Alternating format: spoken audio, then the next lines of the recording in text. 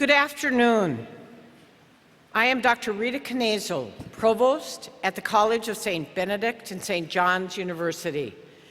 It is indeed my great pleasure on this glorious day to welcome all of you, the families, friends, honored guests, faculty and staff, and especially the 2013 graduating class of the College of St. Benedict. We welcome you. Congratulations.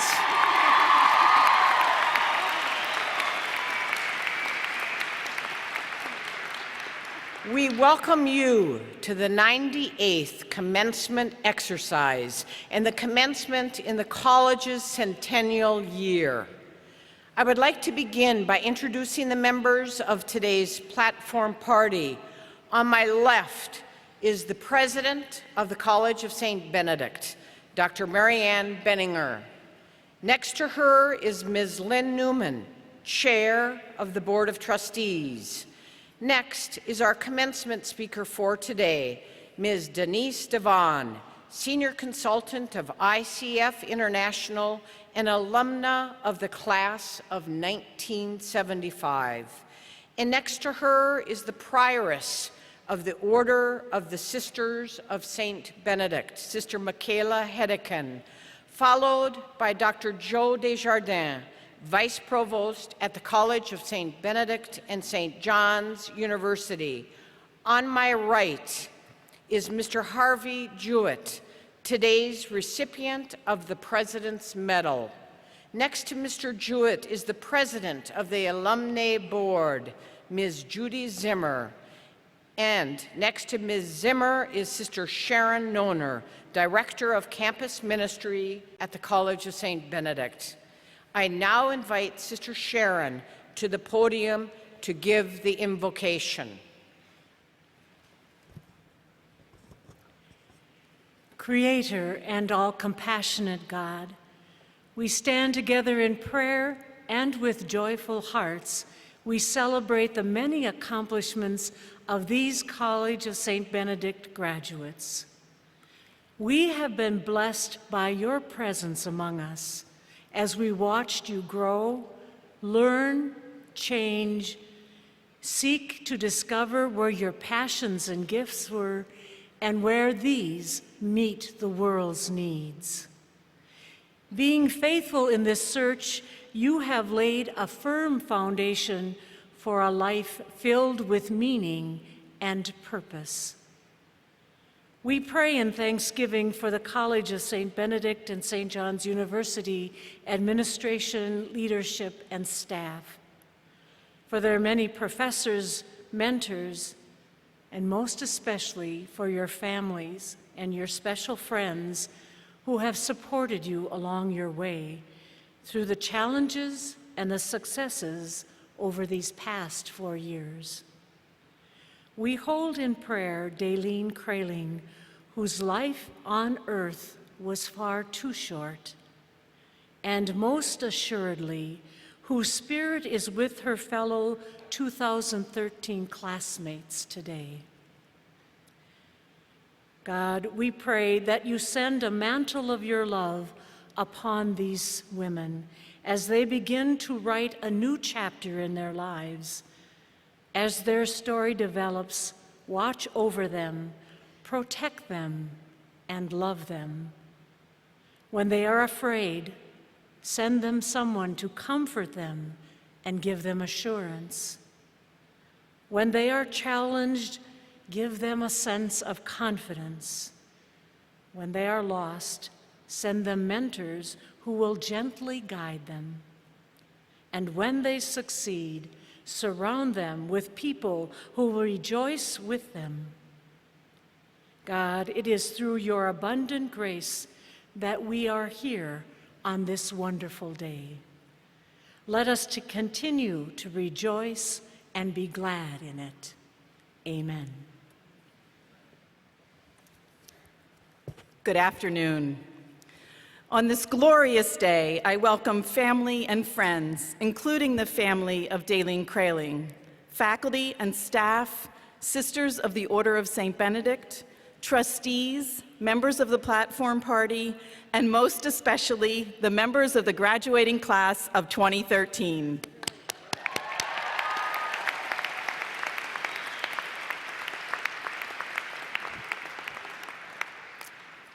Each year, I have a very brief opportunity to convey a message to you, this year, the class of 2013, something that I hope you will hear and take with you on your journey.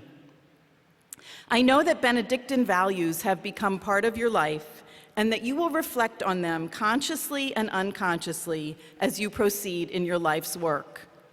We often refer to the Benedictine values of community, listening, stewardship, and hospitality.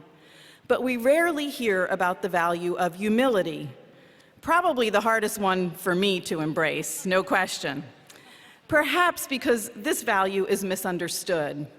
It seems to conflict directly with the college's own motto, Sic lucet lux vestra, let your light shine. How does letting one's light shine fit with the notion of being humble? I've had to think a lot about this. I've spent more time with Benedict's writing on humility than I have with other parts of the rule. Within his writing on degrees of humility, he talks of patience, a trait that we don't typically list when we list the Benedictine values. Patience is referred to in some form in the rule about 10 times, but most notably for me in chapter 7, where Benedict focuses on humility. And I quote Benedict here. The fourth degree of humility is that, if hard and distasteful things are required, and even if injuries are inflicted, one should accept them with patience and even temper, and not grow weary or give up, but hold out. As Scripture says, one who shall endure unto the end shall be saved. Just a few lines later, Benedict instructs that one is fulfilling the command by embracing patience. Now, in invoking the notion of patience, I'm pretty sure that Benedict wasn't referring to the weather that we have had this spring. But he easily could have been referring to the weather, and it was certainly the weather that got me thinking about patience and how it relates to our lives, especially yours, graduating seniors. Benedict is intoning us to persevere, to endure, to wait humbly through our challenges and struggles. Perhaps the best time to reflect on this lesson of patience, is at a time like this when what we have waited for so very long seems to have arrived in just the blink of an eye. You will receive your degrees today, something that you have waited for and endured through patiently for almost a fifth of your lives. And I will be blessed to share that accomplishment with you today because in a few minutes, I'll receive something that took me 9 years, not 4, an honorary degree from the College of St. Benedict. But right now, it seems like only yesterday that we began this journey. The college's centennial also helps me reflect on the virtue of patience. When the sisters founded the college in 1913, after more than 50 years in Minnesota, and many other great works under their belts, they must have been very impatient to get things going, to have their first graduating class, to build facilities that would serve the educational mission of the college well, to become known as a higher education institution of quality. And here we are, in an historic blink of the eye, celebrating 100 years of success with your commencement as the first event to do that. Well, what can we learn from this Benedictine value of patience that is implicit in the rule? And how does it apply to your lives in the here and now? Well, I have a few ideas about that. First, what seems long and hard and complicated and perhaps stressful seems short and fully worth it at the end. We get to the end of the tunnel, and then the light, our light, shines.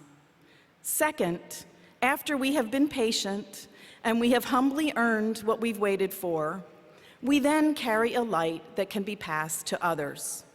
In a short while, you will hear a Benny alum make this idea come to life in her commencement speech. And lastly, one patient journey makes us strong for the next one and the one after that. When you are faced with a life challenge or a struggle, directly reflect on your experience at St. Ben's, how 4 years now seems like 4 days, how your patience was rewarded in myriad ways, and how the humility that you exemplified during your time here is exactly what nurtured the light in you that needed to shine. Thank you, and Godspeed, class of 2013.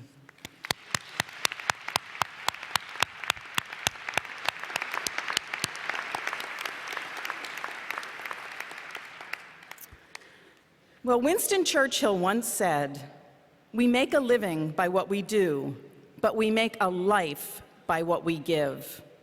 This year's President's Medal recipient has made an abundant life by giving freely of himself, not only in monetary terms, but in the priceless gifts of his time, creative energy, and wise counsel. Harvey, would you please join me at the podium?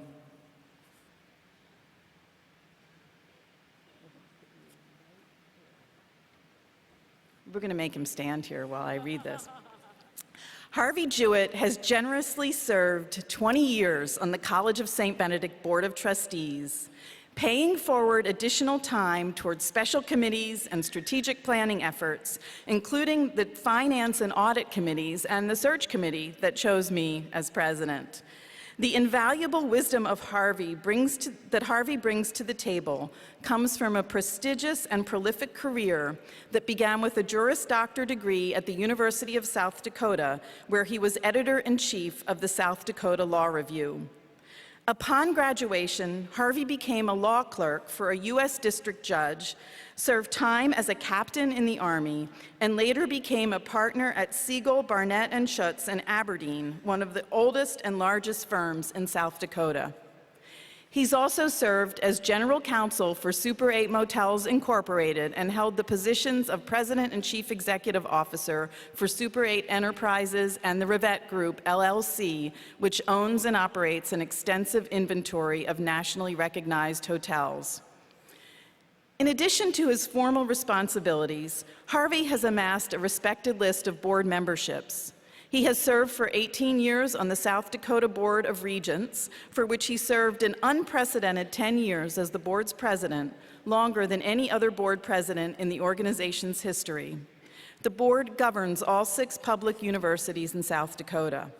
He also chaired the South Dakota's Governor's Commission on the reorganization of K-12 education in Governor Janklo's administration, and he served on the Children's Home Society Board, the Great Plains Education Foundation, the Dakota Core Scholarship Program, the Hatterscheit Foundation, the Super 8 Franchise Advisory Board, the University of South Dakota Foundation, the Catholic Foundation of Eastern South Dakota Board, and numerous other foundation boards.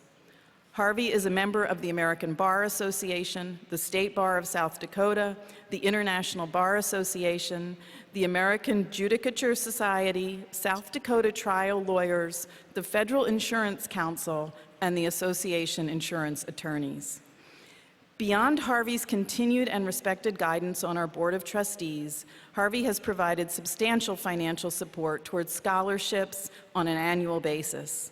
At the height of the recession, when state aid in Minnesota was cut for students, Harvey generously increased his contribution to St. Ben's students so that they would not bear the burden of the financial cutbacks. Like all great leaders, Harvey Jewett knows that when we put our hearts and our resources into building up the lives of those around us, we inevitably build up the richness of our own. Today, we celebrate Harvey's generous spirit, and we're honored to bring his efforts full circle as we bestow upon him the recognition that he deserves. It is with great respect and gratitude that we present the President's Medal of Honor to Harvey Jewett.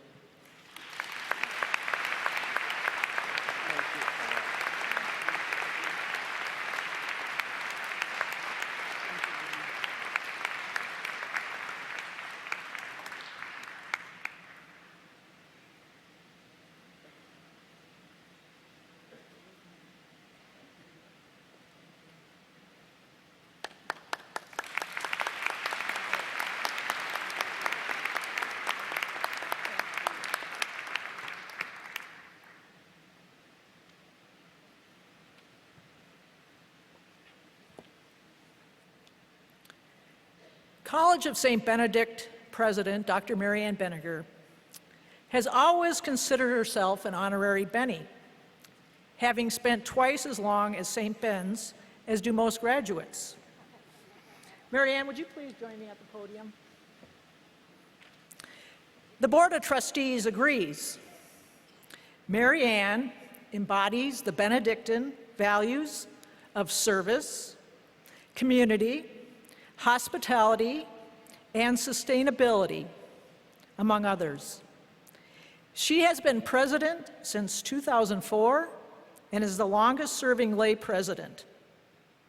For these reasons, in recognition of her extraordinary leadership and in honor of the centennial of the college, the Board of Trustees awards her today an honorary degree and makes her an official Benny.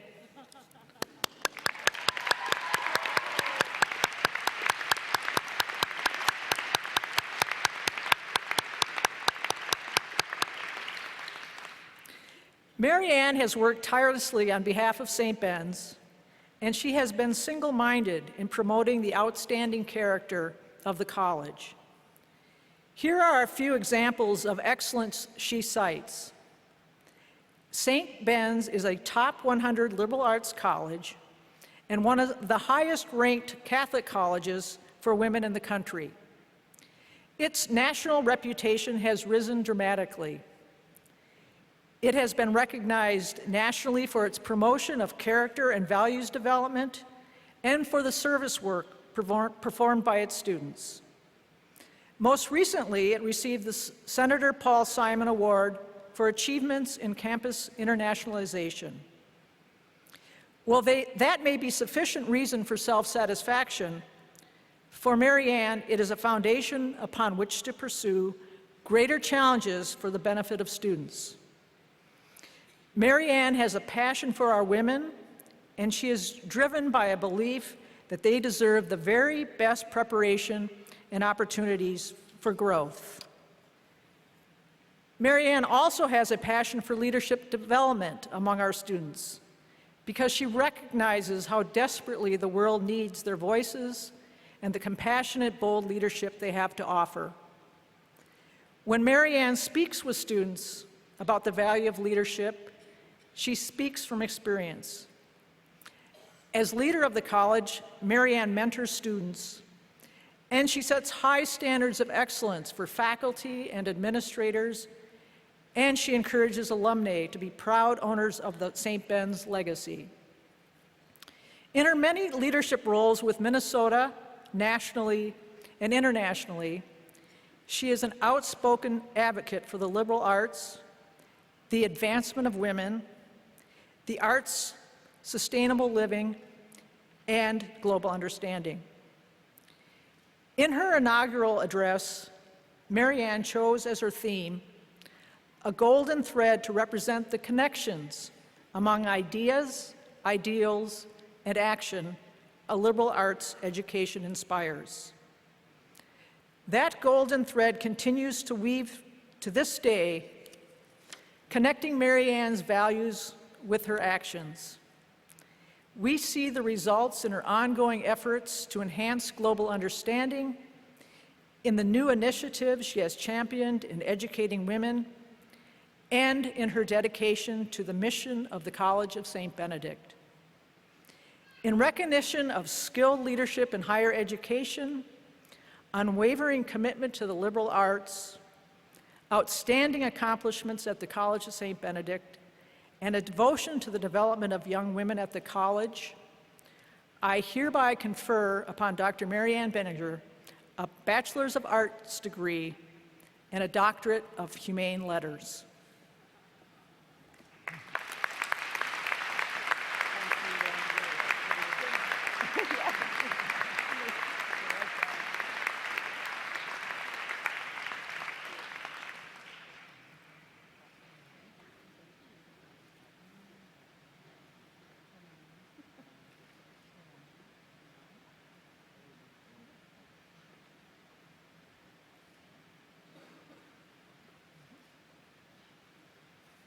Congratulations.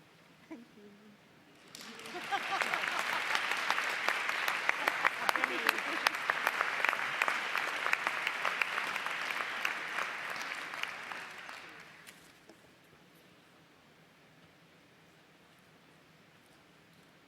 Wow, that certainly was one of the highlights of my time at St. Ben's. And my diploma's actually in there.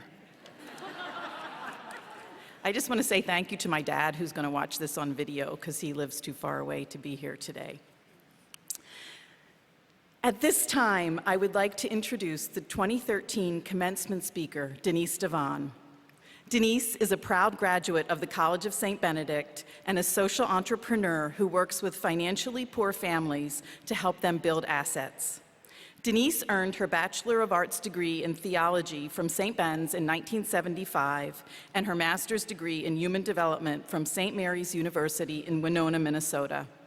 In addition, Denise has received certifications from the Gallup Leadership Institute and the W.K. Kellogg Foundation, Harvard University, and the University of St. Thomas. Denise's service learning experiences before and during college in Chicago's South Side and New York City's Bowery, and her participation in the World Council of Youth in Thèse, France, shaped her lifetime commitment to reducing poverty. Her career began with work in homeless shelters, transitional housing, and food programs, and she soon moved to leading national and state legislative campaigns that addressed housing, economic development, energy, conservation, food, and dental care access issues. In 1997, after leading a public policy campaign to win passage of the Family Assets for Independence in Minnesota legislation, Denise began her own consulting business with the goal of leading the design and implementation of the new legislation. As a senior consultant with the ICF International Consulting Firm, she leads national financial asset building projects for the Federal Department of Health and Human Services. Denise was a recipient of the National Kellogg Fellows Leadership Award, and in 2011, she was awarded the first Social Entrepreneur of the Year award from the Donald McNeely Center for Entrepreneurship at the College of St. Benedict and St. John's University. She is a popular speaker and a collaborative leader who is able to envision and coordinate large system-wide efforts to reduce poverty. Denise lives in Minneapolis, Minnesota with her family. It is now my great pleasure to invite Denise DeVaan to deliver her 2013 commencement address, A Clarion Call to Action. Thank you, Marianne. Thank you so much. Thank you so much. Congratulations. Thank you. Thank you, Dr. Benninger. And you are a powerful and wonderful leader and example for each of us.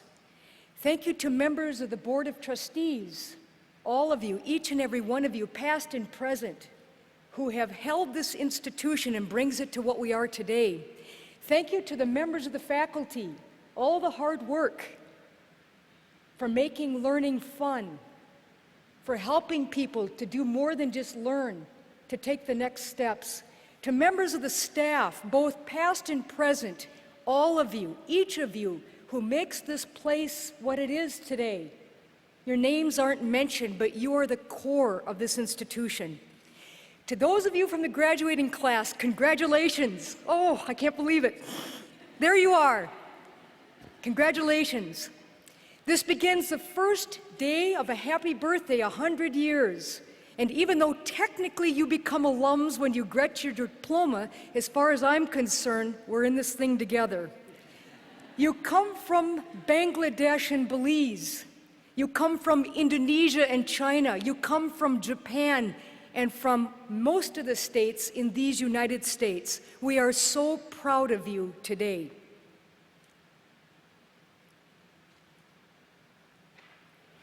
During the summer after my freshman year, I was standing in the living room of our home.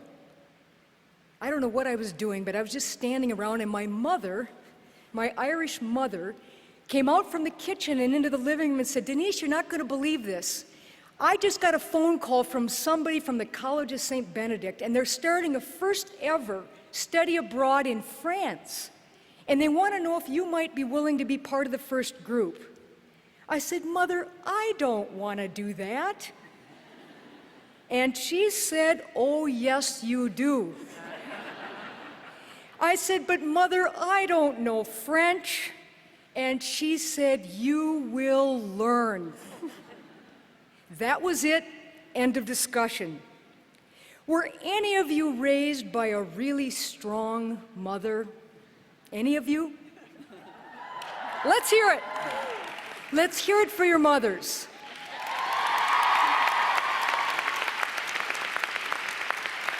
And let's hear it too for your strong fathers.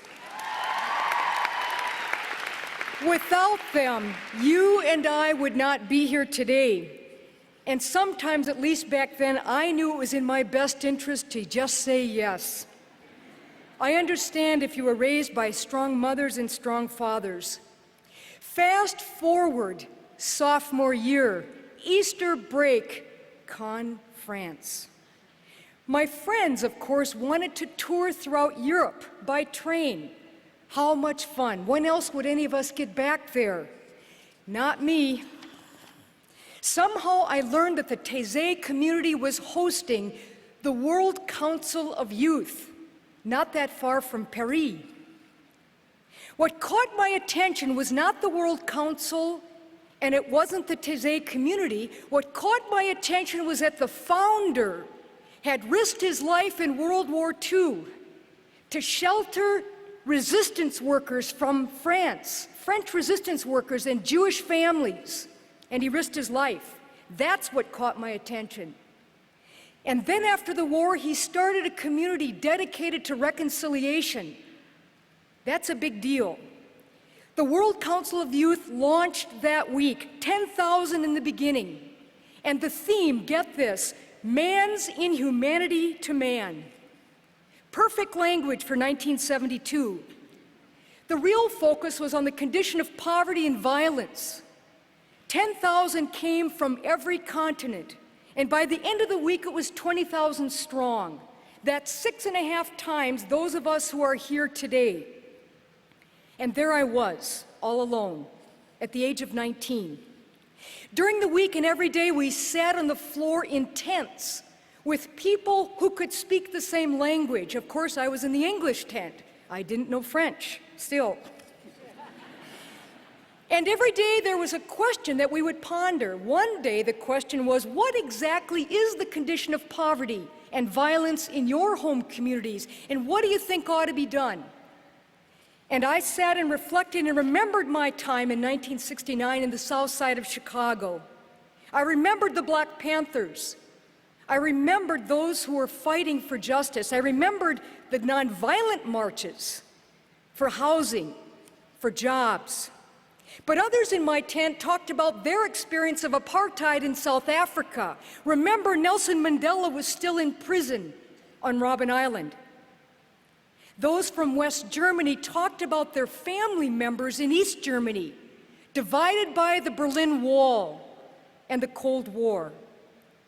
And still others talked about their experiences of how people on the East didn't have enough to eat. You get the picture. This was my very first and not last global experience, and it was profound. On Holy Saturday night, 20,000 of us sat on the floor with our headsets, listening to the speakers. And what was their message? Go home. Take very small and very large actions to make a difference.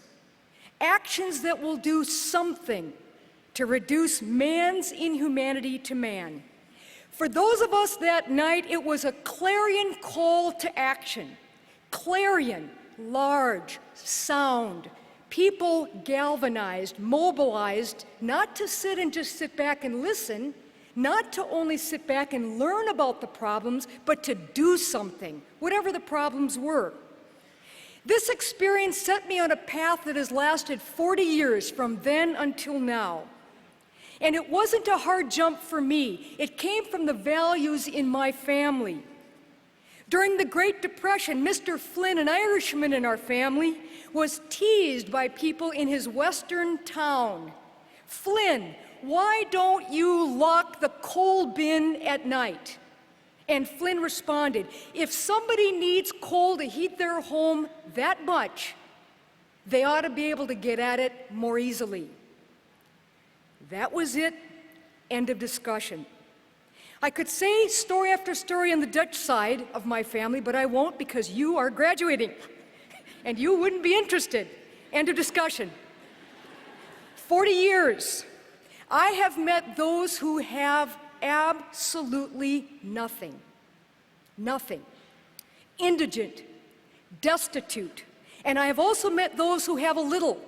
They work and work and work and work, and they are still poor. In the United States, I have met homeless men and women who are mentally ill and wandering in the cold, half-clothed. Those were the days of deinstitutionalization in New York. It was in the New York City Bowery, and it was rough back then. And Dorothy Day was very clear. The New York City Housing Authority can do better. I have met coal miners in Ohio, and all they worked for and longed for in the 20th century was drinking water in their communities. And a 5-year-old, a little 5-year-old kid on a Friday at lunch, who unzipped his little backpack and took his hand of mashed potatoes and put them in his backpack. And when asked, "Why are you doing this?" he said, "So that my mom and sister have something to eat this weekend." Outside the United States, in the foothills of Cuernavaca, Mexico, 30 mothers and their small children sit in a circle, and their fathers too, on the outside. And they stand together, and a beloved Mexican priest says to one of them, "Will you get the corn grinder out of your grandmother's attic? Will you watch all the children in the neighborhood so that all the mothers can come together and learn how to make your own tortillas? You see, if you make your own tortillas, you won't be dependent upon the tortilla company and the long lines and running out." I have met people in Soweto, the Soweto Township, in the Alexander Township. An elderly woman beams as her young son and I come to visit. Why? Because now he's a mayor in the city of Johannesburg in a post-apartheid world, but she still lives in a 9-by-9 space, single bed, amalgamated tin. The rain comes through, the river rises and floods every spring, but the pride on her face, I wish you could see her now. Oh my God, the next generation was able to do better. I have met Mayan Indian farmers in the Yucatan. Their faces are weathered. Oh my God, their strong faces, and their hands are blistered from their work. And scientists say that the rising of the sea and the future storms threaten their very existence. I have met angry, unemployed teenagers and their parents in Belfast, Northern Ireland. I can still see each of their faces 40 years.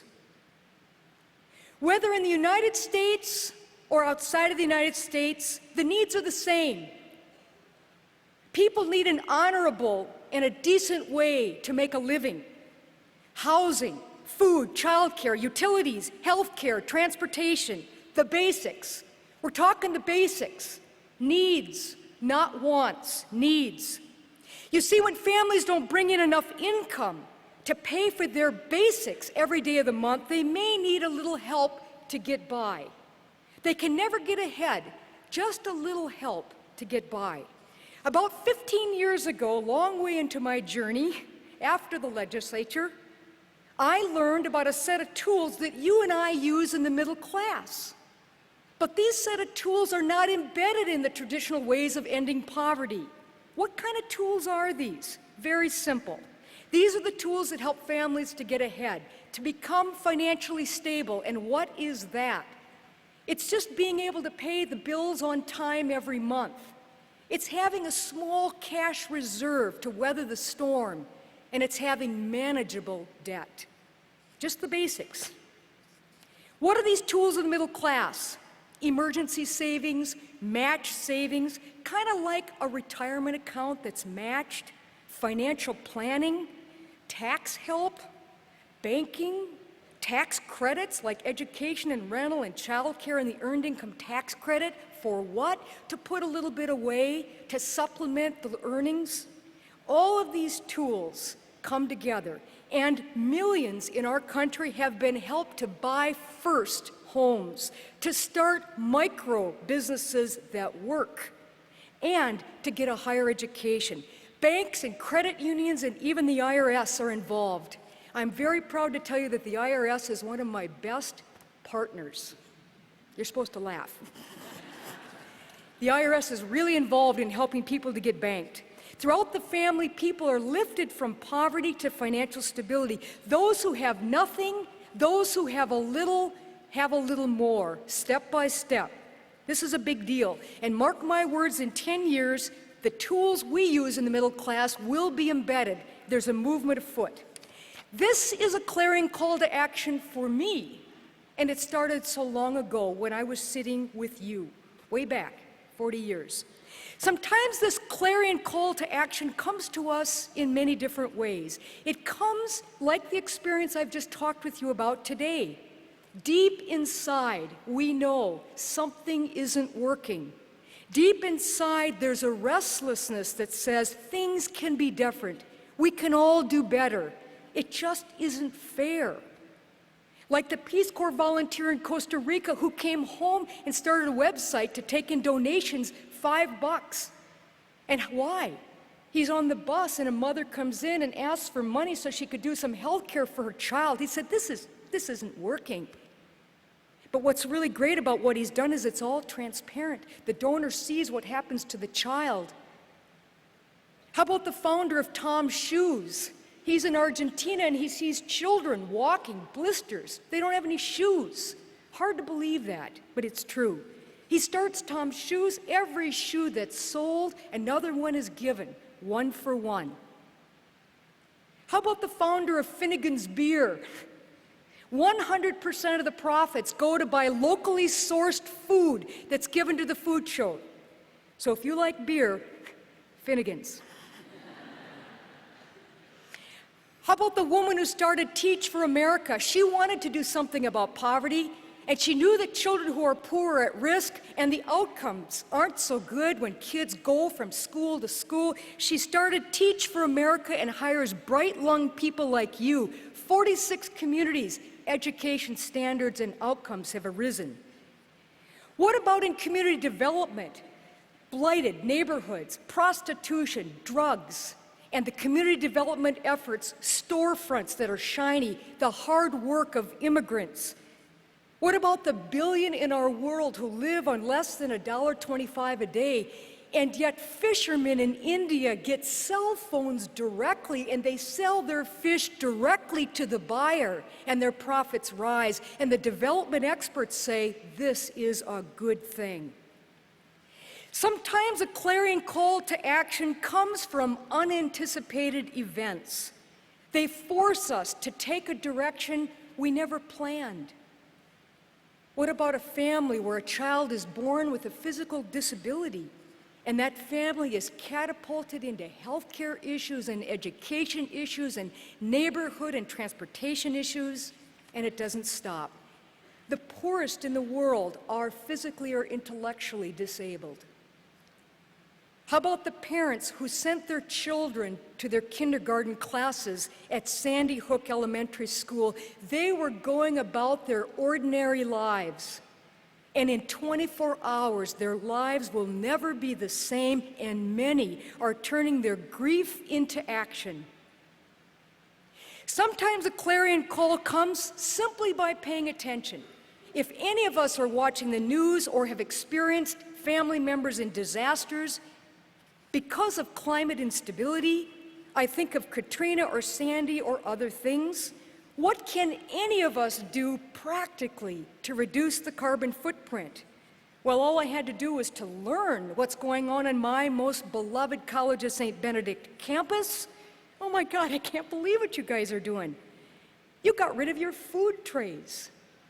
And in so doing, you carry your own food to the tables, and in so doing, you've reduced the waste and the labor and the energy, and on it goes. There's a multiplier effect there. And what about plastic water bottles? So many of us have drunk them and thrown them away, not you.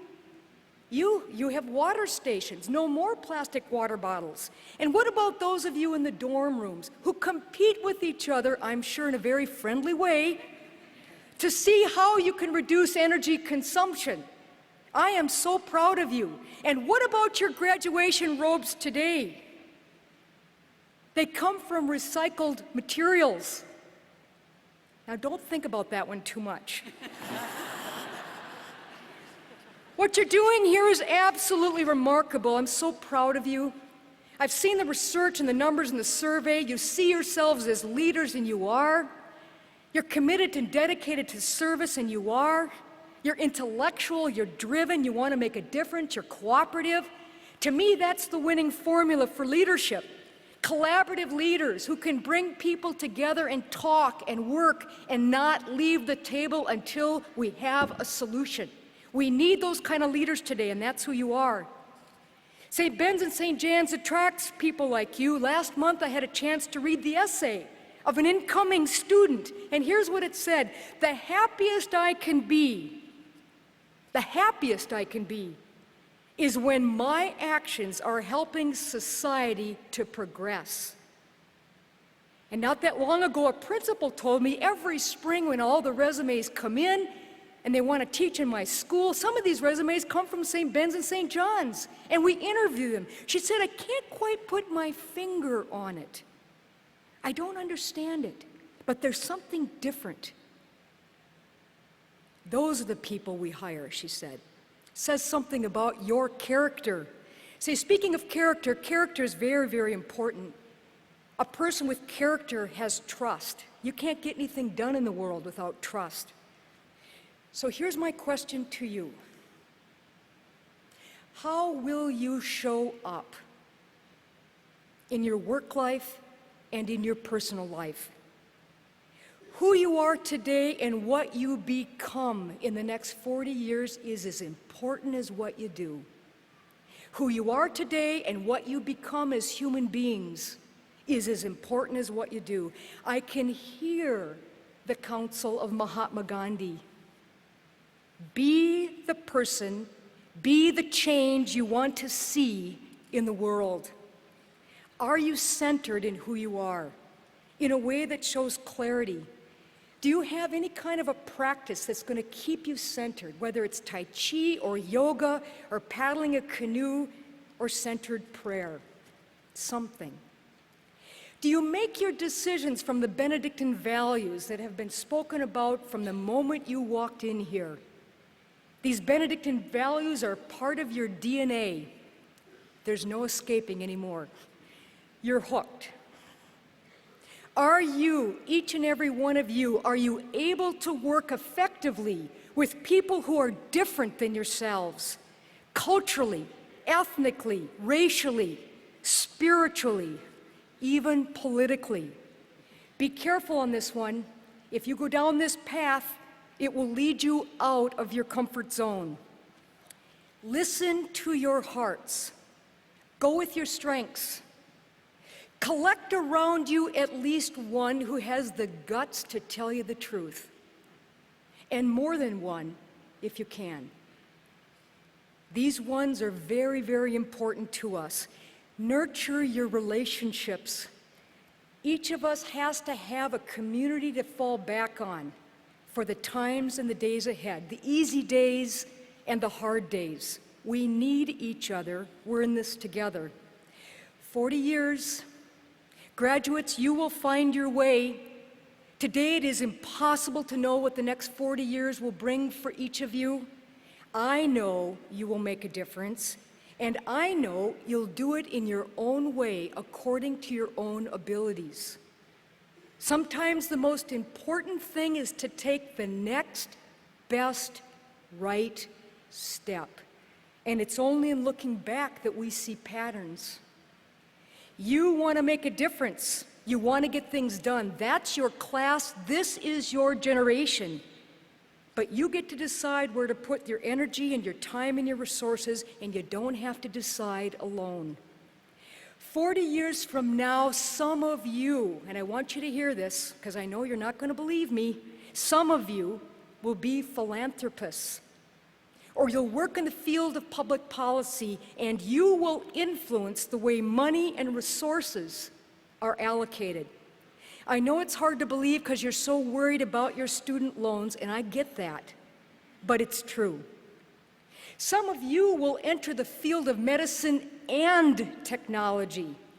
You will contribute to new innovations that cure disease and improve the quality of life. This is a noble calling. Some of you are artists.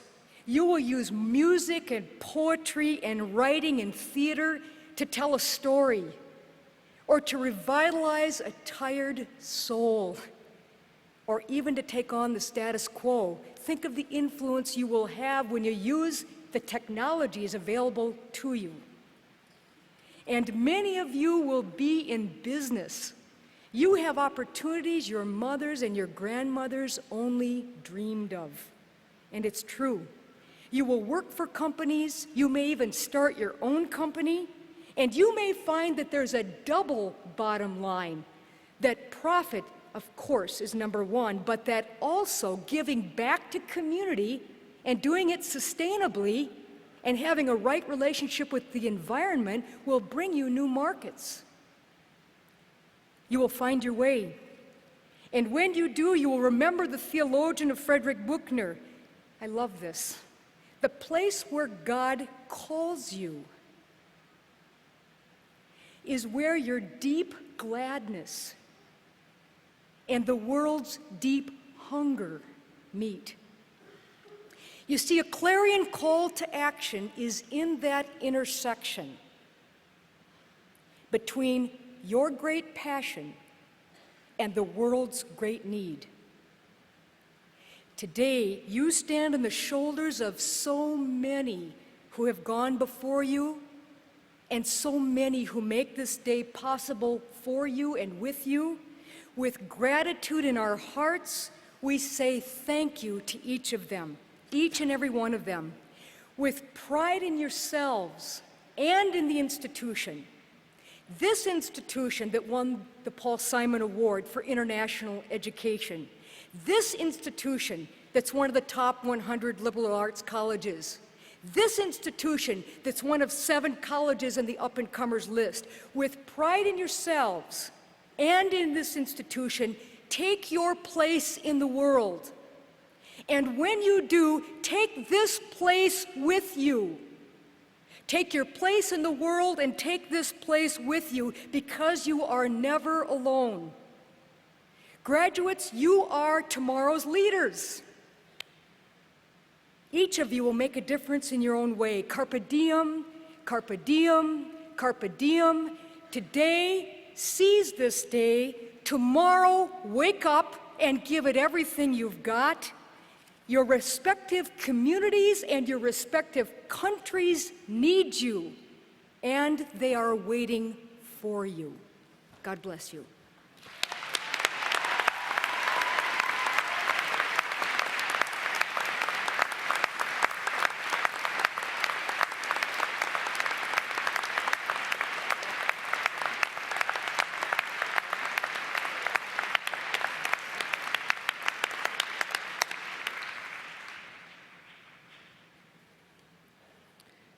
Thank you, Denise.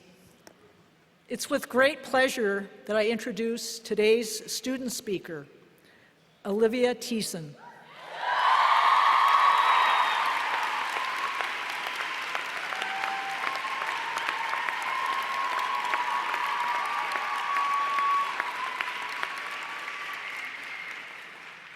She has quite the fan club. Alivia is from Des Moines, Iowa, and she is a Hispanic Studies major with a double minor in both writing and Latin America Studies. Alivia has enjoyed her time at the College of St. Benedict by being a member of Extending the Link, Writing for the Record, and serving on the St. Ben's Senate. Alivia has been involved in alternative break experiences. She took part in the Washington, D.C. Summer Study Program, and she studied abroad in Guatemala. She is a member and co-founder of the Benny Johnny Optimist Club and has worked as a tutor. Next year, Alivia hopes to take all she has learned at St. Ben's with her down south to Louisiana, where she will be a Teach for America Corps member, hoping to be teaching special education. Would you please join me in welcoming Alivia with a round of applause?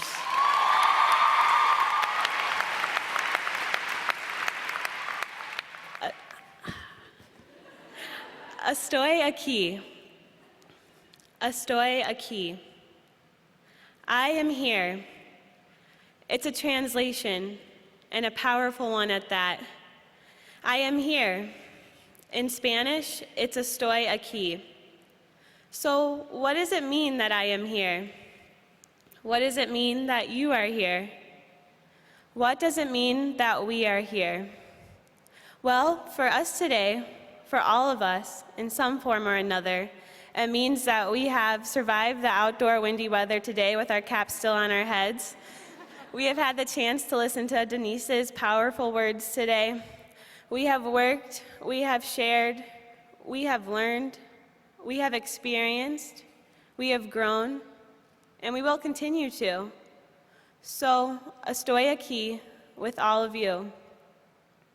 Something that I have learned a lot about within our past 4 years, and a close amiga recently brought to my attention, is on the subject of translation and what translation really means.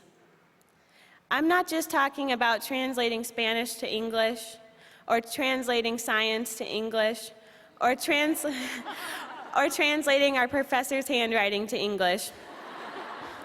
No, I'm talking about translating our dreams into reality, our failures into progress, our link bus rides into a connection on the path to our destinations, our time into purpose, a purpose that makes a difference that we have lived at all. And I think we have all dealt with translation. We have learned to translate because, quite simply, we have all had to. We have translated our 4 years here, not just into a degree, but into friendships, into family, into community, into love, the greatest translation that exists. We have translated our homework into grades at some point, our first-year orientations into being oriented, and each day we translate. Yesterday I was there, and today I am here. The past tense has led us to the present, and has therefore impacted the I am here of today. So now the question upon us is, how are we going to translate these past 4 years into the world? Are we going to have to learn a new form of translation? I'm guessing yes, for that is what the beauty and challenge of this world is all about. Translating our everyday experiences into our lives, into lives that can produce change, that can produce heartache, that can produce a school that has become our home. One does not equal the other, but one does transform into the other.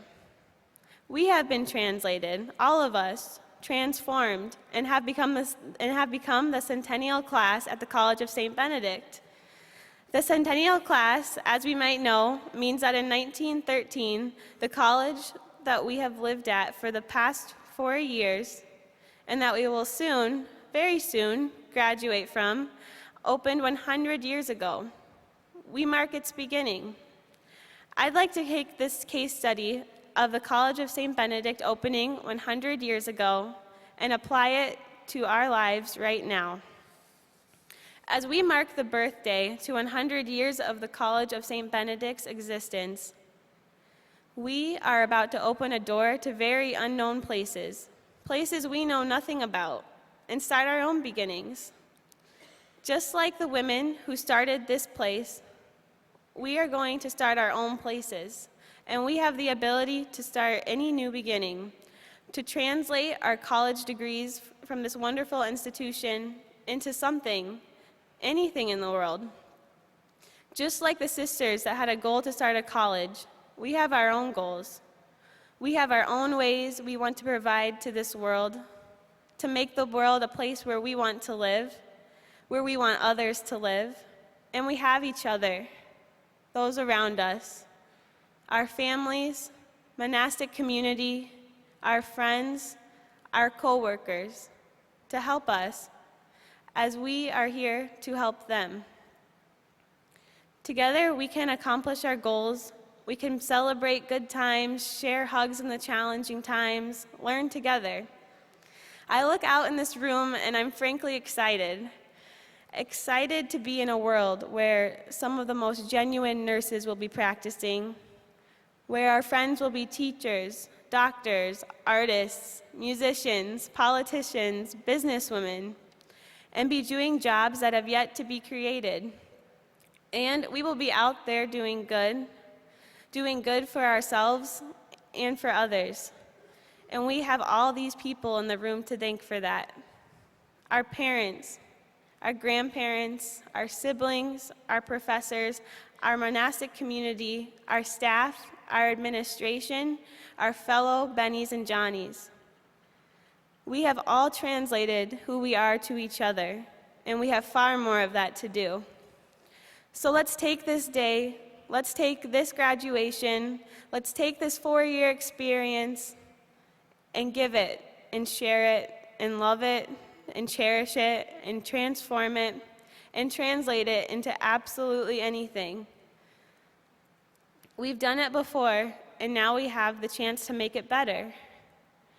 And yes, it'll be uncomfortable, scary at times, downright frustrating.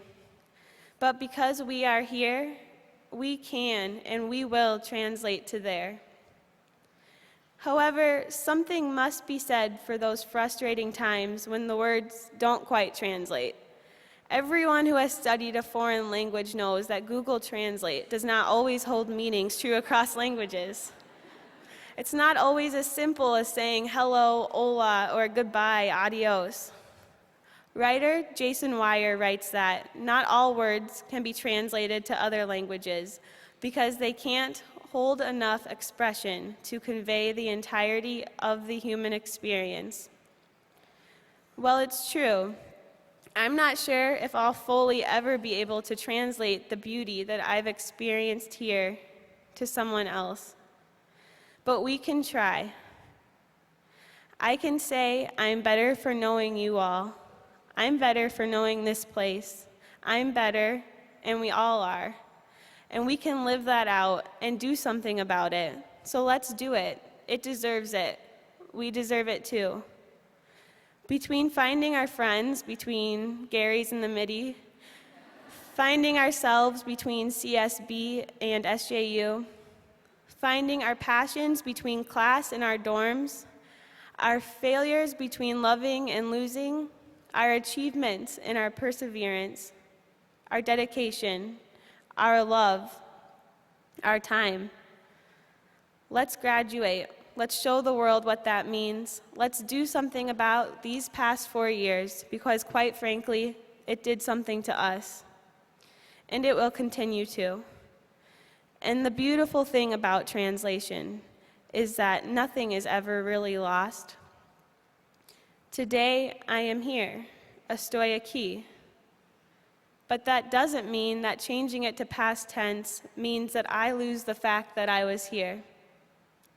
No, I was there still holds meaning, and we will continue learning about its meaning throughout the path ahead. And so, we are all here. We will soon have been here, and we will also soon be somewhere else. We will continue to transform, and we will continue to share with others what the College of St. Benedict has shared with us. And we will not forget what that means. For closing, I would like to translate the words, the College of St. Benedict, into what that has meant for me. It has meant tears, laughter, unbelievable growth, unbelievable friends, curious learning, dance, and love. And I can't wait until we are all out there sharing the College of St. Benedict with those around us and translating this experience into the next. Gracias, thank you, vamos, let's go.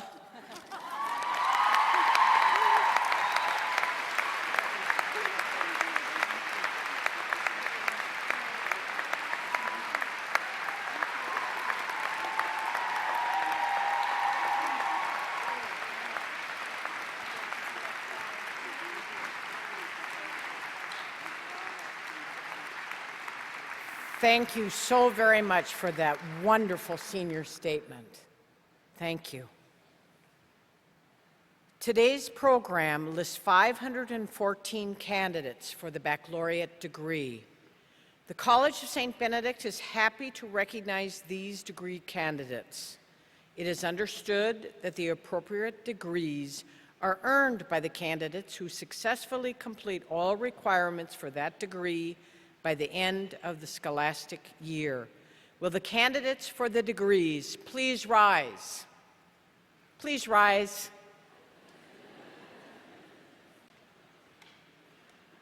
Dr. Marianne Benninger, President of the College of St. Benedict, these students are now presented to you for conferral of the appropriate degrees.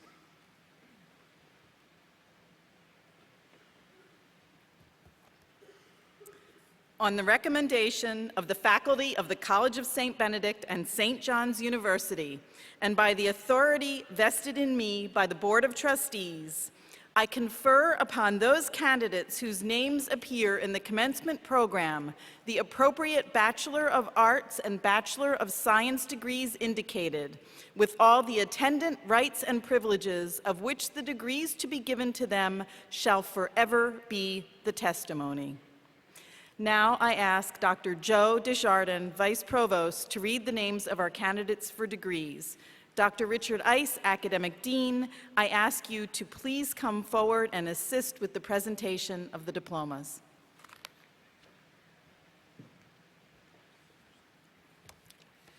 Graduates, please be seated.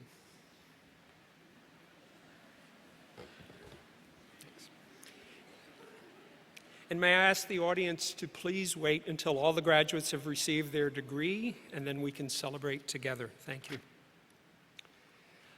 Lindsay Julia Johnson.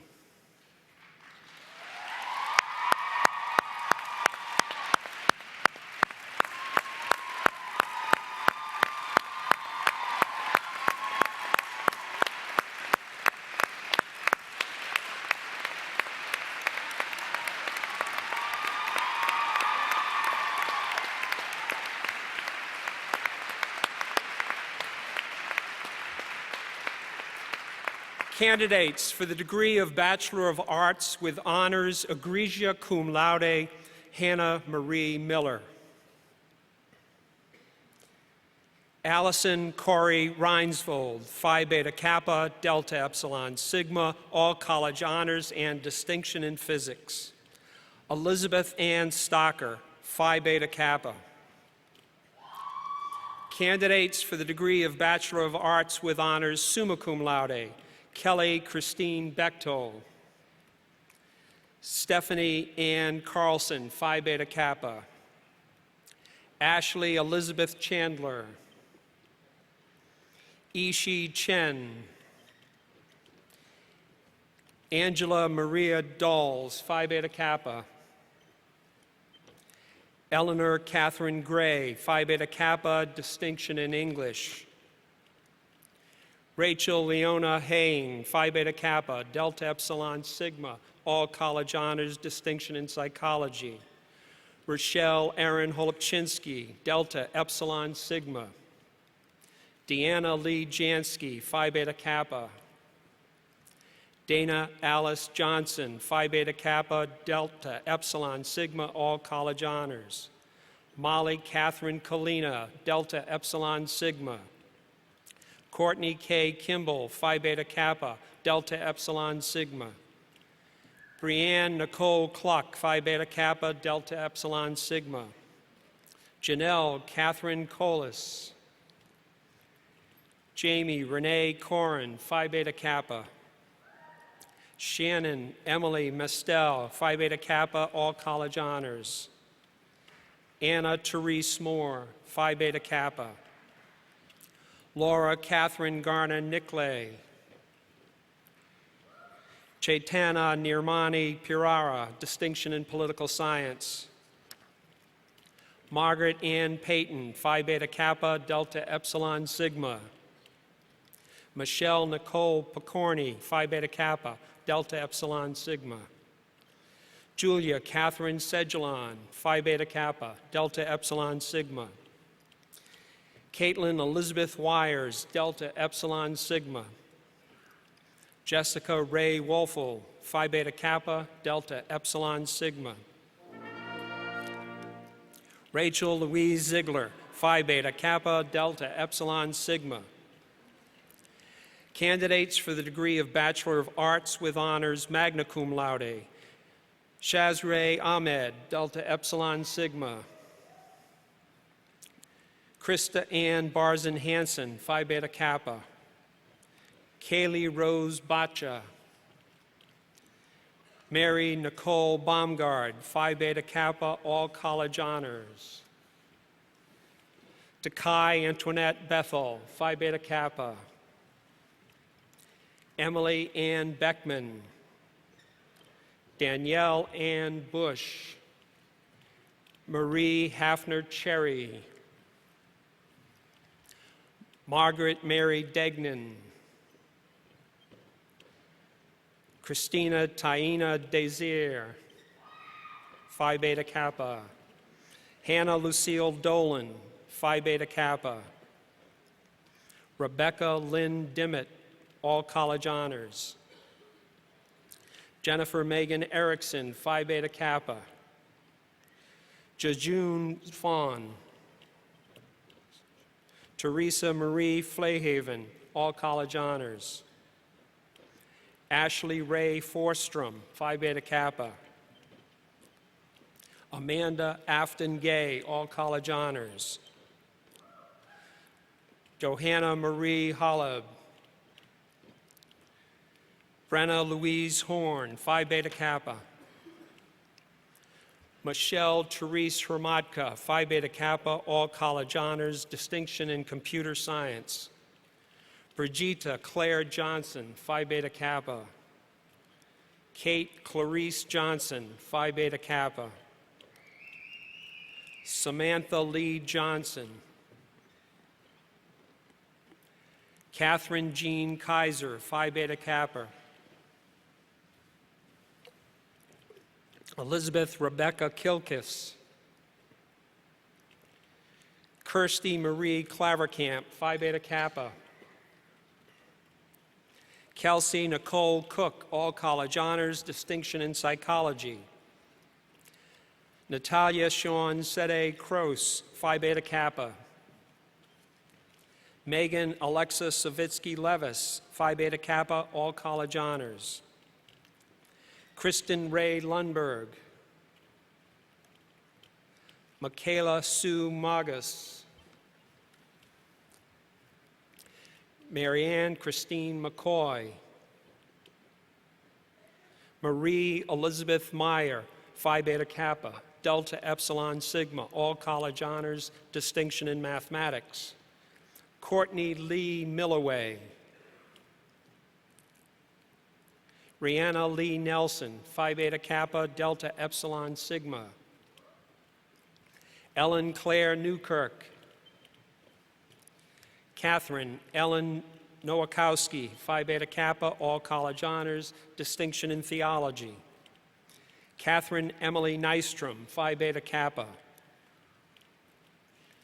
Ashley Nicole Olson. Sarah Catherine Osberg. Isabel Ann Pennings, Phi Beta Kappa, all college honors. Mara Elizabeth Rashavi Piper, Phi Beta Kappa. Whitney Irene Rodgill, Phi Beta Kappa, distinction in mathematics. Sarah Frances Reisdorf, Phi Beta Kappa. Gina Christine Renier. Maria Christian Sokolowski, Phi Beta Kappa. Brooke Allison Sampson. Erin Marie Satterwall. Melissa Rose Schellendick. Leah Jo Shepard, Distinction in Hispanic Studies. Megan Elizabeth Simmet. Becca Lee Simon, All College Honors, Distinction in Computer Science. Mary Margaret McNeil Smith, Phi Beta Kappa. Kylie Jo Stanfield. Rachel Ann Stenson, All College Honors. Catherine Elizabeth Takata, Phi Beta Kappa, Delta Epsilon Sigma. Sarah Nicole Taylor. Tracy Lynn Thielen. Xiaoxi Tian. Allison Christina Toring, Phi Beta Kappa.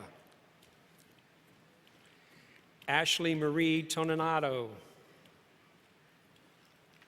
Catherine Rose Vogel. Hannah Marie Von Arb, Phi Beta Kappa. Kaylee Therese Whiting, Phi Beta Kappa. Lindsay Ann Wilson, Phi Beta Kappa, All College Honors. Jillian Marie Yanish. Candidates for the degree of Bachelor of Arts with Honors, cum laude, Laurie Elizabeth Bachman. Elizabeth Adeline Beatty. Diane Tamara Beckius, Phi Beta Kappa, All College Honors. Sarah Renee Beto. Courtney Patricia Bloomfield. Christine Elise Bornis. Caitlin Elizabeth Cosette. Bridget Mary Deitz. Mackenzie Ann Diekman, Phi Beta Kappa, All College Honors. Kathleen Margaret Dierberger. Laura Ann Erding. Emily Rose Gasperlin. Jessica Rose Hyder. Molly Jane Jackson. Caitlin Joan Johnson, Phi Beta Kappa. Natalie Rose Keene, Phi Beta Kappa. Jennifer Ann Keller. Courtney Ann Kelly. Laura Ann Kennedy, Phi Beta Kappa. Jill Marie Kramer. Rebecca Ann Lace. Christina Rose McNeil. Jocelyn Elizabeth Norman, Distinction in Peace Studies and Political Science. Marissa K. Harder Oram. Madeline Rose Page. Amy Natasha Pinder. Kathleen Elizabeth Rainier. Abigail Ann Thule Roach, All College Honors. Erin K. Sand. Sarah Ann Schmidt, Phi Beta Kappa. Christine Bernice Schneider. Rebecca Alexandra Schultz. Jennifer Jane Simonton. Callan Deanne Slepper. Megan Elizabeth Smith. Alexandra Lee Sundloff. Mary Elizabeth Sweet, Distinction in Biology. Thalia Simone Thurston. Alivia Marie Tison, Phi Beta Kappa. Tu Trang T. Tran. Alexia Nicole Tolbane. Lauren Marie Wander. Lindsay Christine Westfall. Mary Lee Wood, Phi Beta Kappa. Laura Mariana Woino. Christina Yedan Zhang. Candidate for the degree of Bachelor of Science with honors, egregia cum laude, Elizabeth Ann Hoffman. Candidates for the degree of Bachelor of Science with honors, summa cum laude, Hannah Marie Frost. Kathleen Copestick Payne. Rachel Rose Preston. Hannah Louise Prasosky, distinction in nursing. Kayla Marie Stock. Candidates for the degree of Bachelor of Science with honors, magna cum laude, Jennifer K. Brottensborg. Kirsten Michelle Chaplesky. Jenna Marie Franklin. Stephanie K. Hall. Catherine Ann Yacht. Samantha Kate Lloyd. Ariel Ray Reichel. Lisa Ann Ruprecht. Jenna Lee Wyhoff. Candidates for the degree of Bachelor of Science with honors, cum laude, Sarah Ann Digman. Alicia Marie Johnson. Kyra Teresa Knopf. Katie Marie Lubino. Shannon Lee Murphy. Natalie Jean Peterson. Catherine Mary C. Emily Ann Swenson. Candidates for the degree of Bachelor of Arts, Brianna Danielle Abrahamson. Hania Abdallah Adam.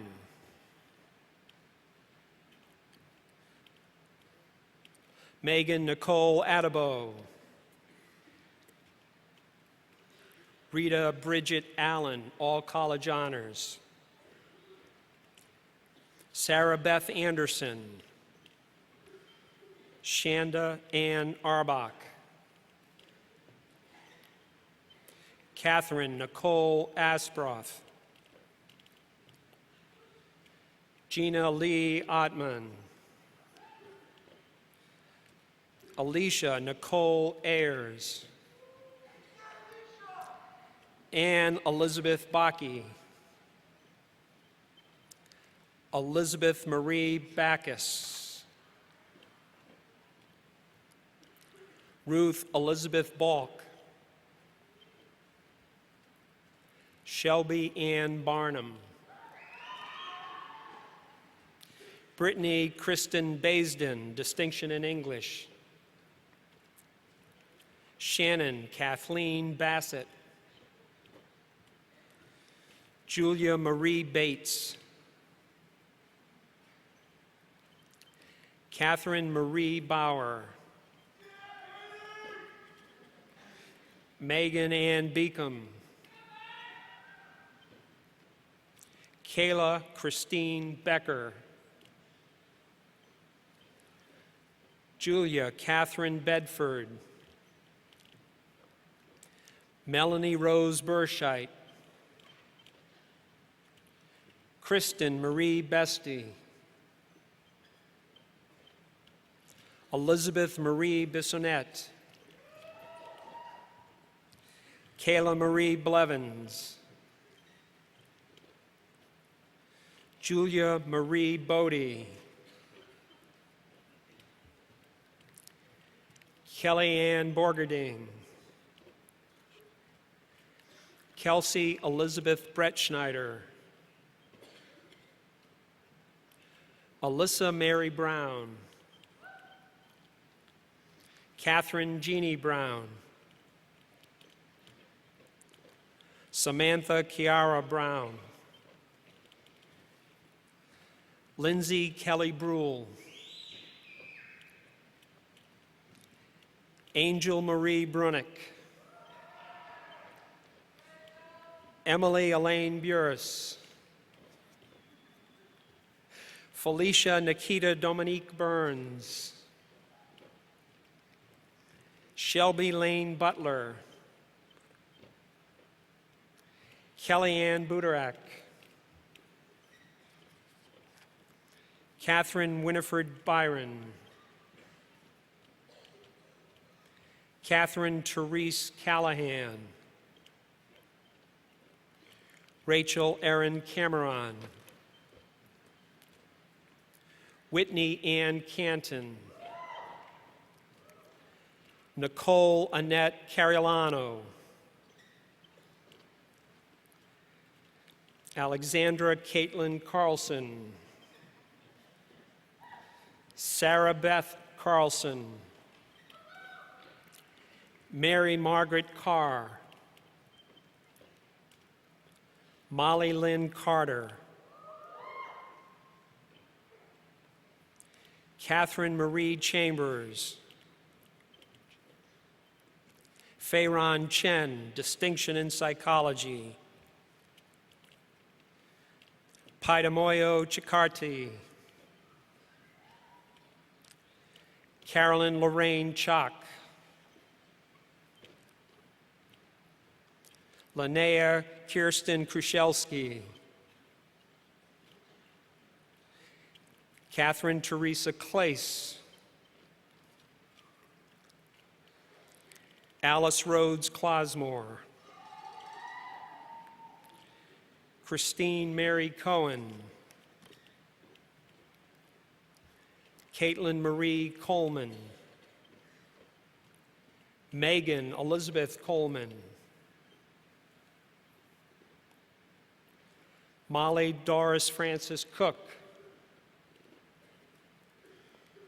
Amanda Catherine Culver,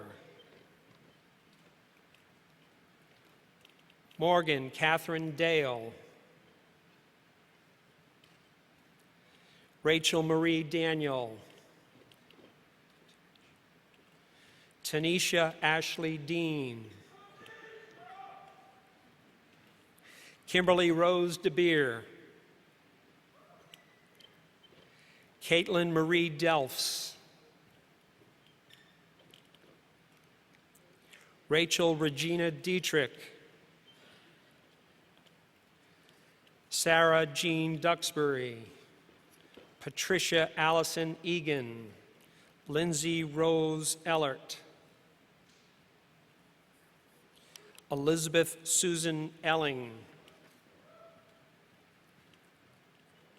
Mary Elizabeth Erickson, Samantha Nicole Ernst,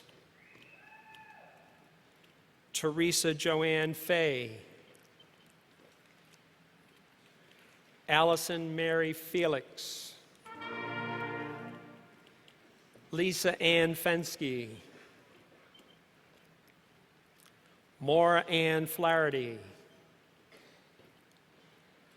Amanda Lynn Floden, Kaylee Elizabeth Flynn, Nicola Michelle Franta, Julia Marie Frayne, Margaret Elizabeth Free, Catherine Mary Frenshu,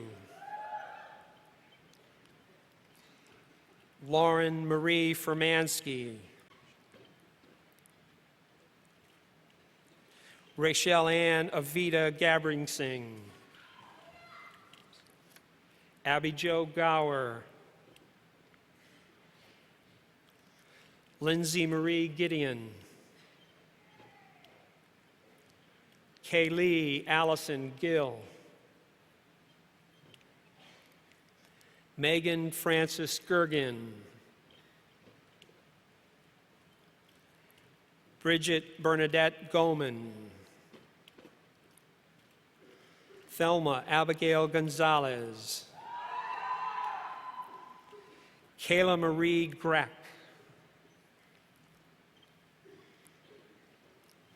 Symphony Michelle Grant Moser, Maria Luisa Greenwood Sanchez, Elizabeth Caroline Grega, Tara Elizabeth Grosso,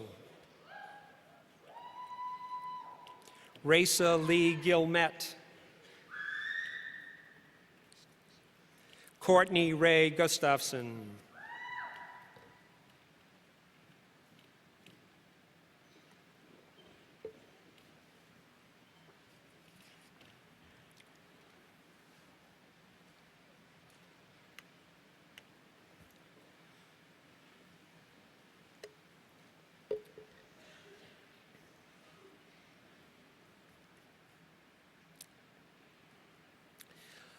Elizabeth Rose Hagan,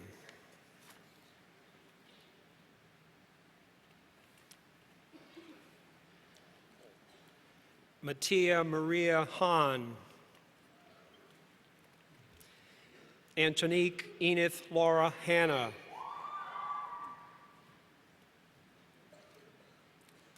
Andrea Jo Hansel,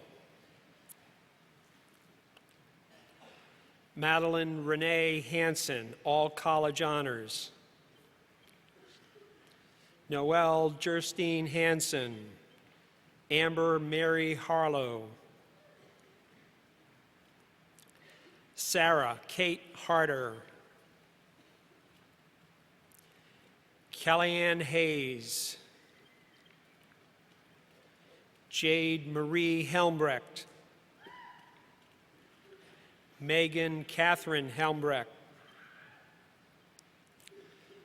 Sydney Lauren Henderson, Rebecca Marie Henley, Song Her, Rachel Ann Hernandez, Laura Catherine High, all college honors, distinction in theology. Catherine Marie Hildebrand, Jalen Rosemary Himrick, Mariah Jean Hoffman, Bridget Ann Hooley, Margaret Shannon Hooley, Hao Chen Hu, Rebecca Ann Heesers, Hannah Marie Heiler, Hada Omar Ibrahim, Desiree Ingraham, Michelle Kayleen Jacobs, Taylor Alexandra Jacobs, Natalie Diane Jans, Mary Elizabeth Dawson Jarrell, Courtney Donna Genderney, Alyssa Kathleen Jenigas, Bridget Celine Jessen, Shannon Haran Jessen, Riley Alyssa Johnson, Kristen Diane Jutner, Morgan Marie Kyalainen, Rachel Elizabeth Keeby. Alyssa Marie Keller. Lauren Elizabeth Kelleher. Sophie Chan Kim. Laurel Evelyn Kennedy. Samantha Jean Kessler. Angela Marie Kiefer. Yuna Kim. Kelsey Ann Kircher. Sydney Ann Klinker. Julie Elizabeth Knutson. Alexandra Ann Kochimba. Mara Lynn Cole. Allison Lynn Kohler. Catherine Ann Kress. Sarah Elizabeth Kruger, Distinction in Peace Studies and Political Science. Kelsey Lynn Kreiser. Savannah Dorothea Keister. Jennifer Michelle Kunkel. Kenny Maylam Kwok. Shannon Elizabeth Lane. Sarah Marie Lang. Natalie Jean Lanners. Nicole Elizabeth Lanners. Erin Cahill Lands. Ashley K. Loudenbach. Chilan Lay. Rhiannon Marie Lagarde. Megan Gloria Lehman. Sarah O'Connell Lehman. Ashley Lee Levens. Kasheen Lee. Peng Xiao Li. Weijia Li. Danica Jean Lindquist. Yunya Liao. Ryan Dickinson Longley. Ka Leah Lore. Kaya Marie Lore. Abby Jo Loso.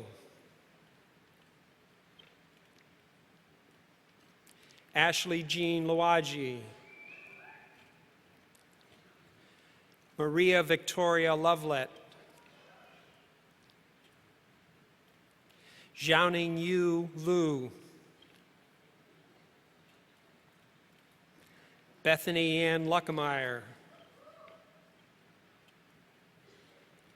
Melissa Ann Ludwig. Allison B. Lund. Gretchen Esther Mock. Anna Lucille Madison. Samantha Ann McKay. Jennifer Leah Marple. Gwendolyn Lee Marin. Rachel Marie Mathwig.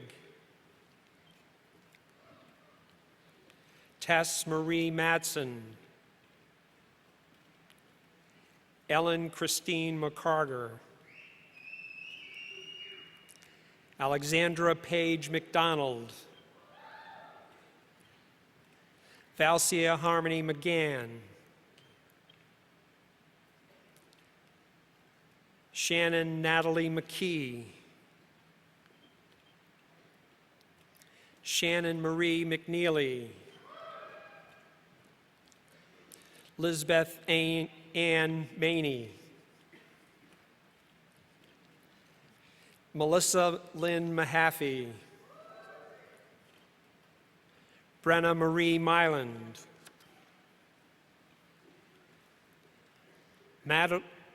Madeline Rose Milton. Anna Marie Mersch. Stephanie Nicole Moran. Madeline Helen Morkin. Yama Mua. Claire Marie Mern. Caitlin Emily Milikongas. Ajira Adita Namutuha. Catlin Mary Nelson. Nicole Christine Neuwirth, all college honors. Hannah Rose Newman. Hugh Nong T. Win. Laura Ann Nierengarten. Ala Ahmed Norain. Alicia Ray O'Connor. Amanda Ashley Olson. Kayla Marie Olson. Paige Louise Olson. Brittany Marie Ortman. Gretchen Margaret Ozdaba, all college honors. Nina Oyakawa. Abigail Lynn Palmer. Jennifer Mimi Papatsalong. Jessica Carolina Paul.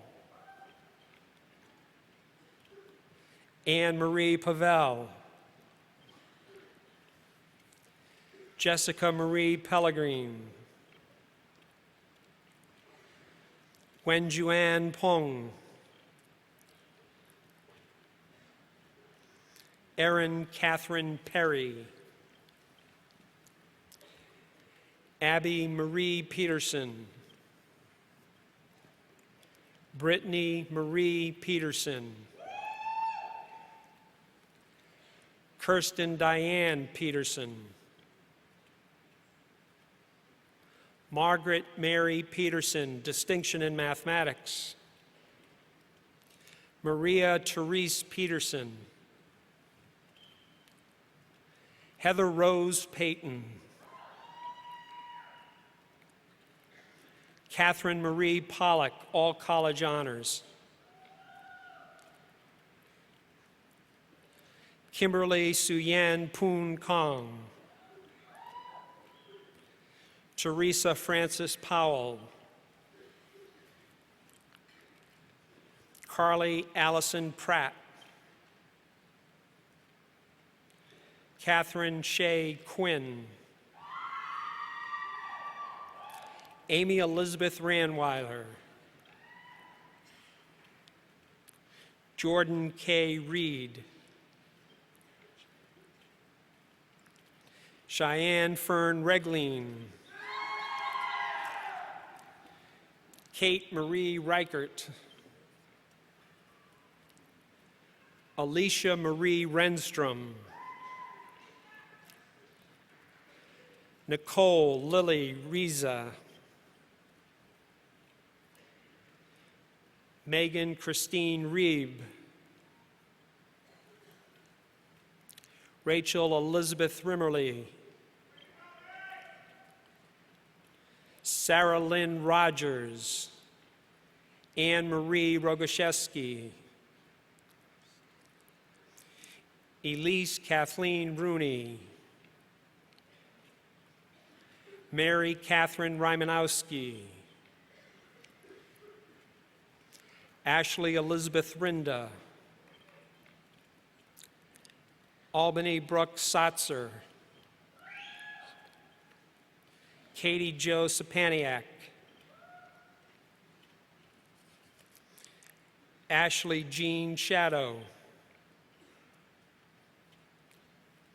Alyssa Nicole Schmidt, Emily Sue Schmidt,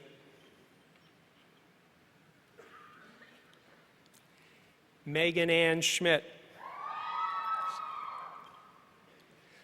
Cassandra Leslie Schmieg,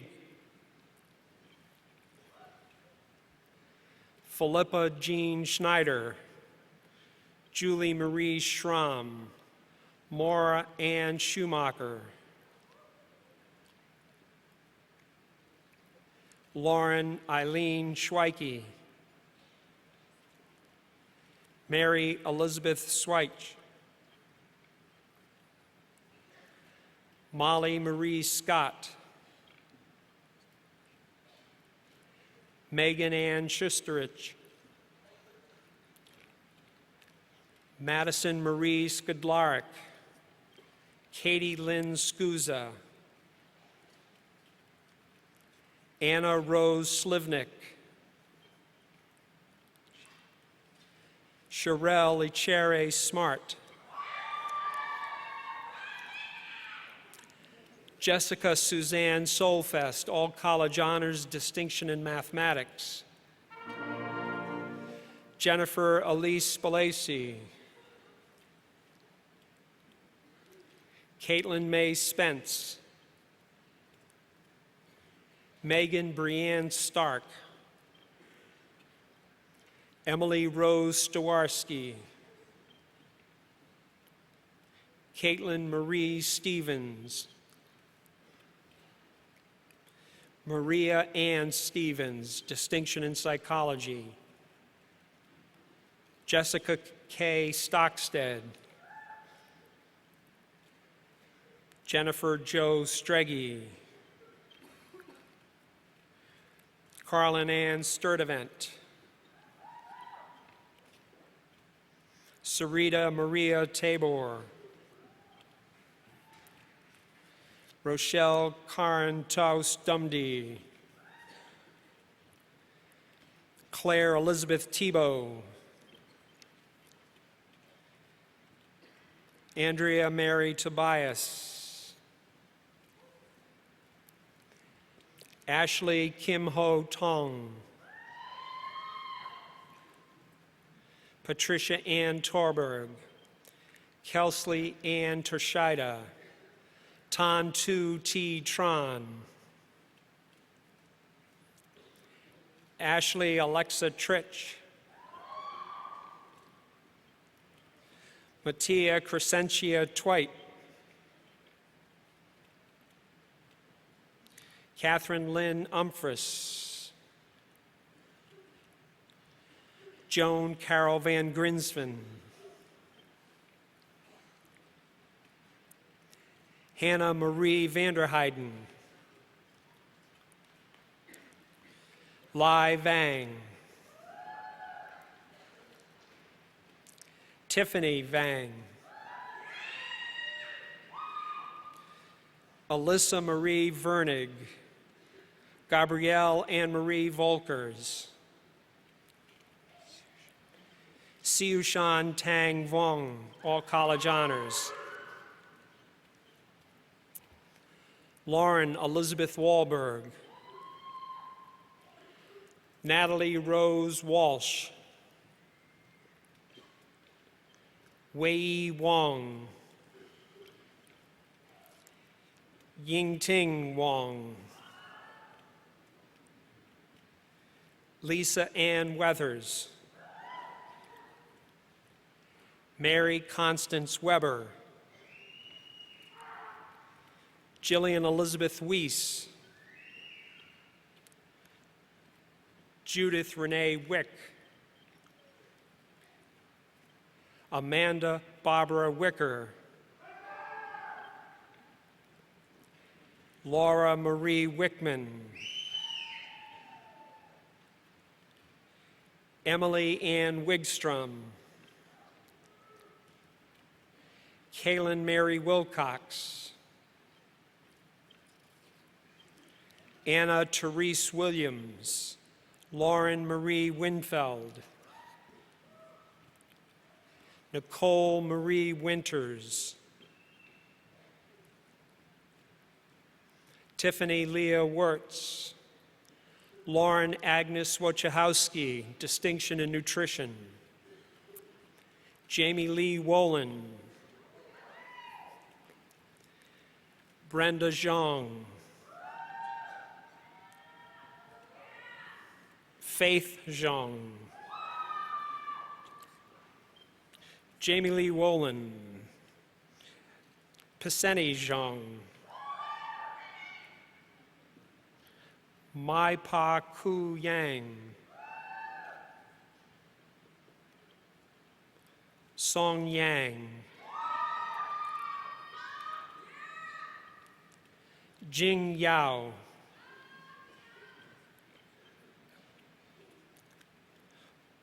Monjia Ye, Anna Vance Yuckers, Hong Hong Zhang,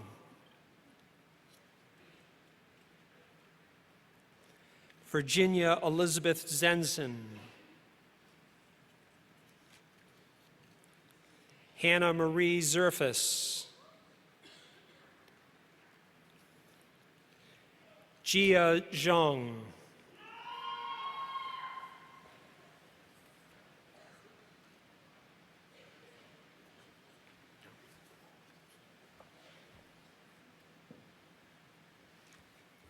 Ziwei Wu,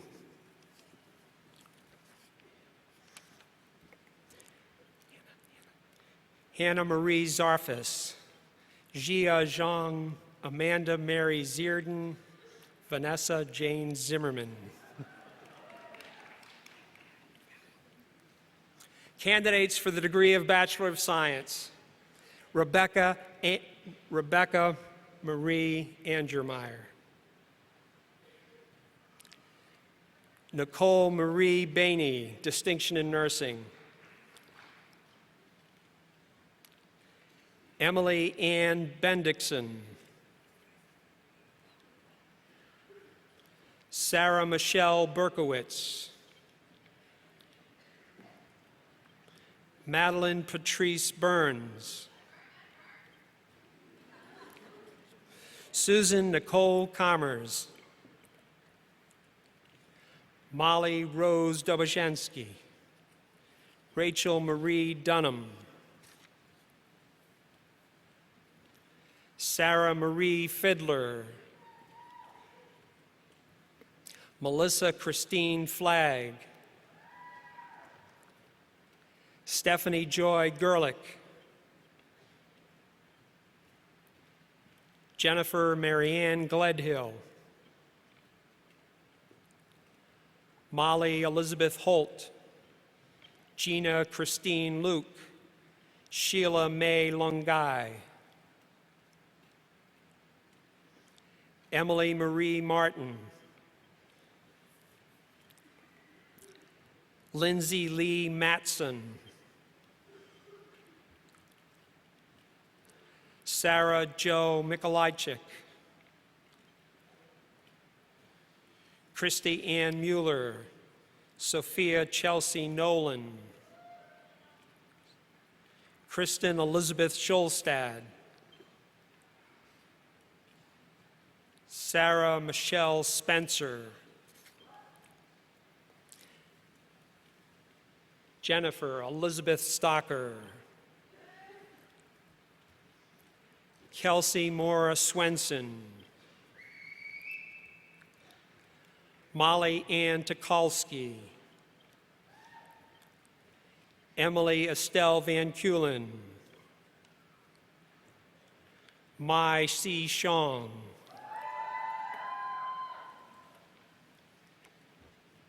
please join me in a round of applause for the class of 2013.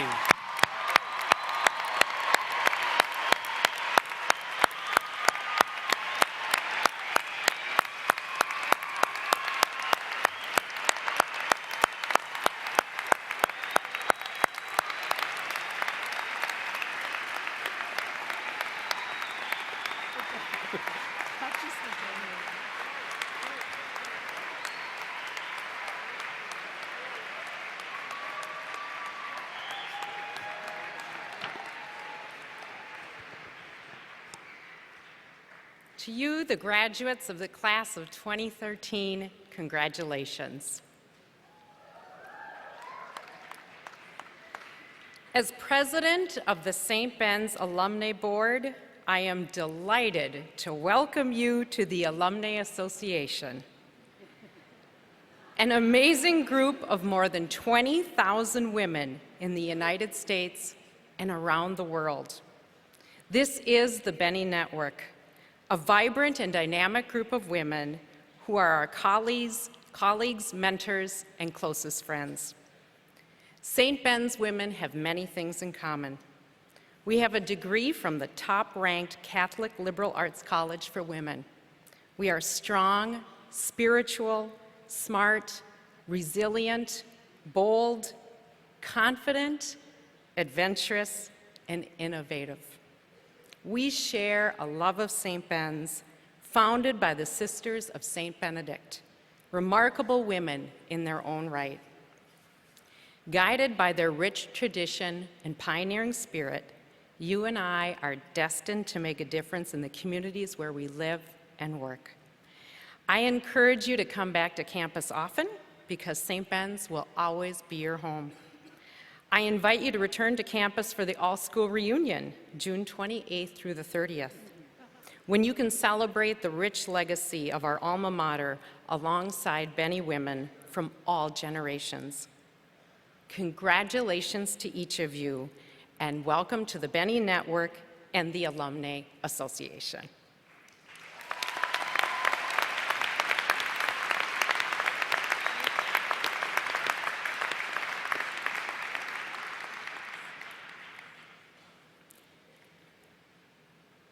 Architect of the ages, creator of the centuries, tender of all time, we give you praise for the 1,500 years of Benedictine tradition of study, scholarship, and service, which have shaped these last 100 years at the College of St. Benedict. We celebrate, Lord, this centennial commencement of these young women who have been formed by that heritage on this campus of St. Benedict's Monastery and the College of St. Benedict. By the power of your presence, Lord, may the Catholic Benedictine gospel values they have learned and to which they have witnessed continue to direct their decisions and determine their priorities. As they have experienced inspired learning, may they continue the tradition of inspiring lives. Let us bless our graduates as we respond to each petition with a heartfelt, yes, amen. May they always cherish the unparalleled opportunities that they have experienced as students of the College of St. Benedict, experiences that have linked the liberal arts and sciences with professional preparation, civic engagement, leadership, and global competence. We proclaim, yes, amen. May they exhibit the unwavering focus on the development of women as leaders, professionals, and scholars. We proclaim, yes, amen. May they exhibit an unwavering focus on the development of women. Through their dedication and commitment, may they embrace the changes and challenges that impact their lives with the same courage, strength, and boldness of our foremothers. We proclaim, yes, amen. May they continue to engage, learn from, and work with people from a rich variety of cultural backgrounds and identities. We proclaim, yes, amen. May they persist in cultivating habits of spiritual, social, cultural, and intellectual engagement and initiative for the common good. We proclaim, yes, amen. May the centrality of God, habits of prayer, and critical reflection on the meaning, values, and purpose of life continue to form and fashion their lives as we proclaim. Finally, may they know of our care and concern for them. May they know that our prayers go with them and that they will forever be held in our hearts as we ask God to watch over and protect them. In the name of our Lord Jesus Christ, we proclaim. Yes, amen.